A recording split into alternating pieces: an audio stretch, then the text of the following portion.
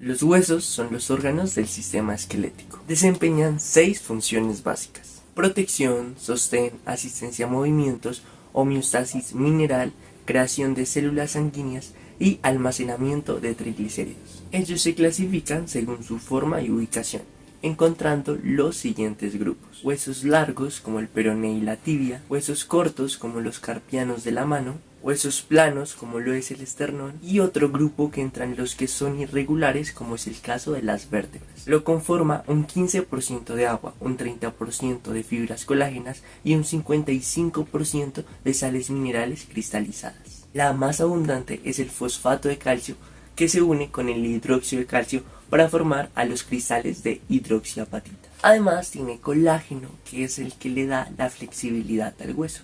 Las células que encontramos en los huesos son las células osteogénicas, que son células madre que se convierten en osteoblastos. Las células del revestimiento óseo, los osteoclastos, son células gigantes que liberan poderosas enzimas lisosómicas y ácidos que digieren los componentes minerales y proteicos de la matriz osteoide subyacente.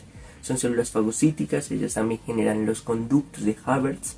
Los osteoblastos, en cambio, sintetizan y secretan fibras colágenas y otros componentes para construir la matriz osteoide. El 20% de los osteoblastos se diferencian en osteocitos. Otras se convierten en células inactivas, quedándose en el periósteo, convirtiéndose en células de revestimiento óseo, pero otra gran mayoría sufre apoptosis después de cumplir su función, que es el generar ese hueso que el osteoclasto se comió.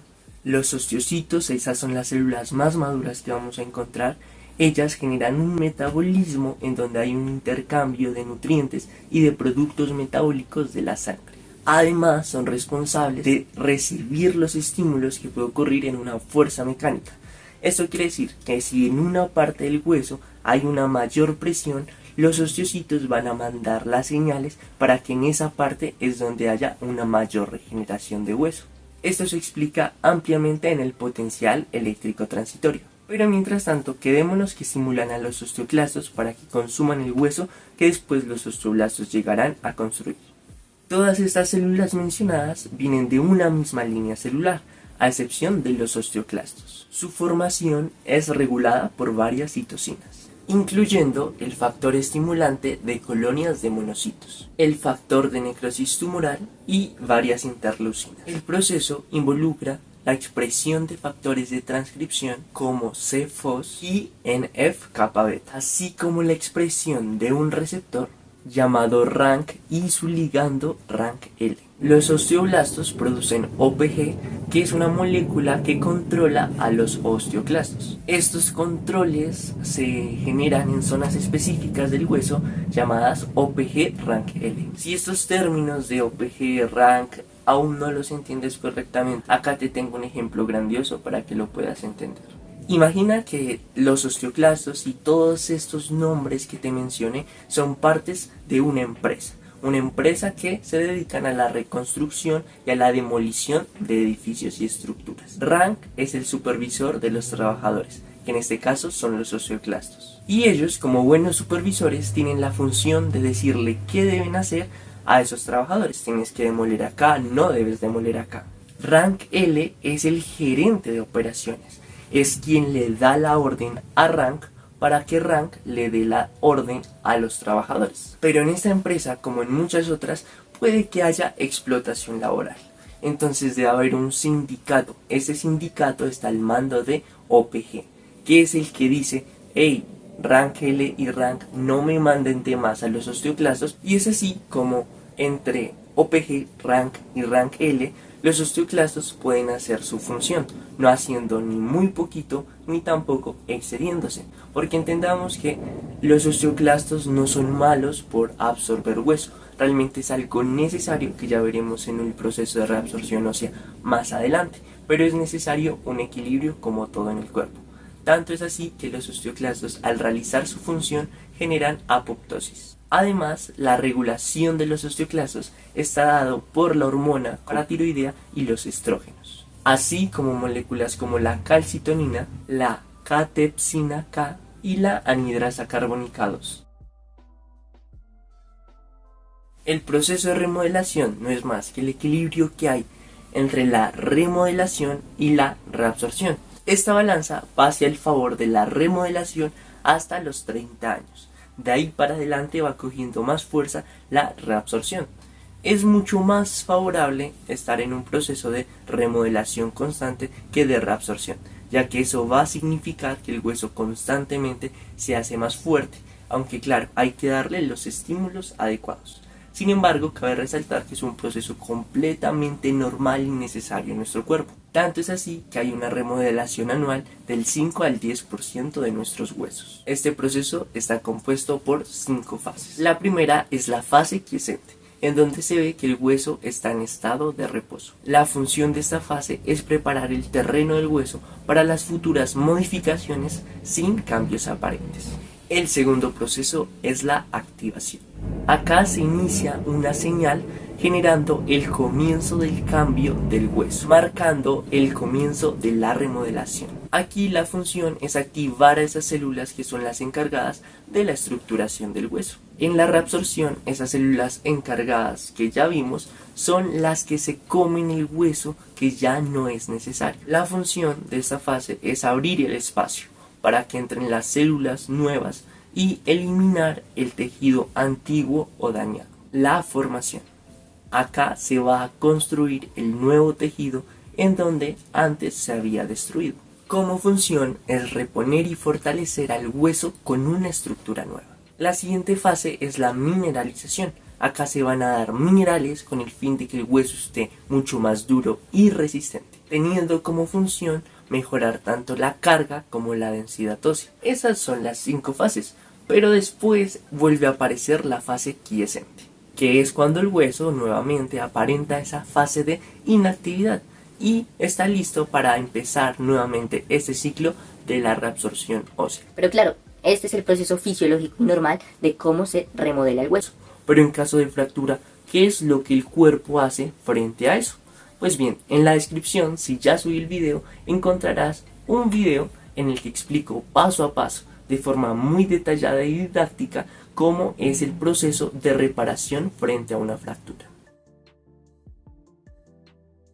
Dentro del hueso encontramos una parte compacta y una parte esponjosa. Esto variará de la posición del hueso o de la clasificación en la que esté realmente en la esencia del mismo hueso. Entiende que un hueso puede tener más tejido óseo esponjoso, más tejido compacto, como te digo, variará entre cada tipo de hueso.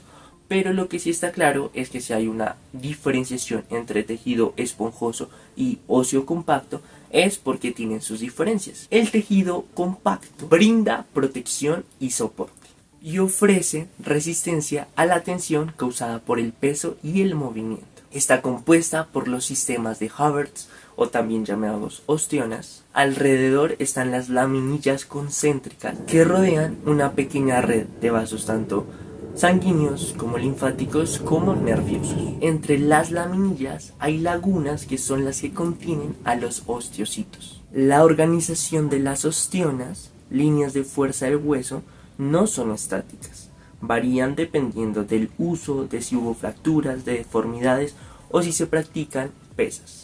En el tejido esponjoso, una característica muy importante es que no tiene ostionas. En sus trabéculas tiene una orientación precisa que le permite al hueso resistir y transmitir fuerza sin romperse.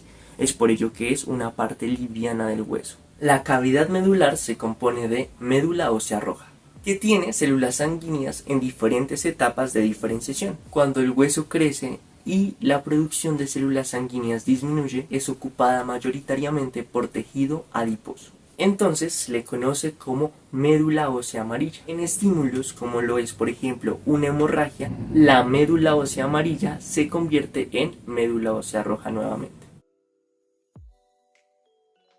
Para la producción de células sanguíneas es necesario que haya células madre. En este caso, las células madre hematopoyéticas. Una célula madre hematopoyética son células indiferenciadas y multipotentes. que tienen la capacidad de diferenciarse en diversas células sanguíneas según la necesidad de nuestro cuerpo. Bajo la influencia de ciertas señales y factores de crecimiento, las células madre hematopoyéticas se multiplican y se diferencian en células progenitoras más especializadas. Estas células tienen un destino más específico, como por ejemplo ser precursores de glóbulos rojos, glóbulos blancos o de plaquetas. Cuando ya la célula está comprometida hacia un linaje, continúa madurando hacia este, experimentando cambios morfológicos y funcionales, que es lo que le lleva a convertirse en esa célula madura. Tenemos a los canales de Volkmann, que son túneles en donde pasan tanto nervios como vasos sanguíneos desde el periósteo y endósteo hacia los conductos de Havertz o las ostionas. El periósteo es la capa más externa del hueso. Se compone de una capa fibrosa y de células osteoprogenitoras. Cerca del centro del hueso aparece la arteria nutricia, que se divide tanto en ramas proximales como distales, irrigando a todo el hueso. La irrigación de la diáfisis en huesos largos está dada principalmente por las arterias que entran por el foramen nutricio. Este es un orificio por el cual pasan vasos sanguíneos con el fin de alcanzar a la médula ósea. Algo que es importante resaltar es que solo vamos a encontrar a los vasos linfáticos en el periósteo. Como sabrás, o al menos habrás oído, un bebé tiene muchos más huesos que un adulto. Esto es en parte porque sus huesos no se han fusionado y tiene mucho cartílago que luego se transforma en hueso. Pero no solamente hay una diferencia entre el hueso de un bebé al de un adulto, también lo encontramos con el de un niño, un adolescente y el de un adulto. Esto es ya que en los primeros grupos encontramos una placa epifisiaria. Está conformada por cartílago hialino y es el que da ese crecimiento de los huesos. En las mujeres cierra a los 18 años y en los hombres a los 21 aproximadamente. Estas placas epifisiarias también son importantes ya que permiten identificar cuántos años tiene esa persona que falleció, junto con otras pruebas físicas y de ADN. El calcio es muy importante, como lo vimos en el video del corazón, más específicamente en el potencial cardíaco, como lo veremos en el video del sistema nervioso y también en procesos como la coagulación de la sangre. ¿Y cómo es que el hueso logra generar esta regulación? Es muy sencillo. Cuando hay niveles altos en sangre, lo que hace el hueso es reabsorberlo. Lo reabsorbe por medio de los osteoblastos, generando mayor masa ósea. En cambio, cuando hay niveles bajos en sangre, lo que hace el hueso es decir, ok, vamos a generar por medio de los osteoclastos la excreción de ese calcio para que los niveles en sangre se logren regular. Estas señales de niveles bajos o altos de calcio en sangre es dada por hormonas, más específicamente por la hormona paratiroidea. Si la calcemia disminuye, las paratiroides aumentan los niveles de paratormona. La paratormona aumenta la actividad de los osteoclastos, disminuye la pérdida de calcio en la orina y estimula la absorción intestinal del calcio. Por otro lado, cuando los niveles de calcio en sangre son elevados, aparece la calcitonina, que es secretada por la glándula tiroides. Ella inhibe la actividad de los osteoclastos y estimula la formación de hueso y almacenamiento de calcio en los huesos, generando una disminución de la calcemia. La presión intermitente de alto impacto tiene mayor influencia sobre el hueso que la presión constante de bajo impacto. Eso quiere decir que saltar y correr van a estimular más al tejido óseo que solamente caminar. Las mujeres son especialmente susceptibles a la pérdida de masa ósea debido a la menopausia y a los bajos niveles de estrógeno. Esta pérdida comienza a los 30 años. Se intensifica a los 45 y continúa hasta perder aproximadamente el 30% hasta los 75 años. Cada año una mujer puede perder aproximadamente un 8% de masa ósea. En cambio, en los varones se va a ver esta mayor pérdida de calcio reflejada a partir de los 60 años, siendo un 3% menos de masa ósea cada 10 años. El envejecimiento también puede significar una menor resistencia ósea debido a la disminución en la síntesis de proteínas. Podríamos hablar muchas más cosas del hueso, como por ejemplo la osificación intramembranosa, pero considero que todos los temas que ya hemos tocado son suficientes para que tengas una perspectiva suficiente de todas las bases del hueso. Así que solo queda que le des like, que te suscribas y no olvides dejar tus comentarios.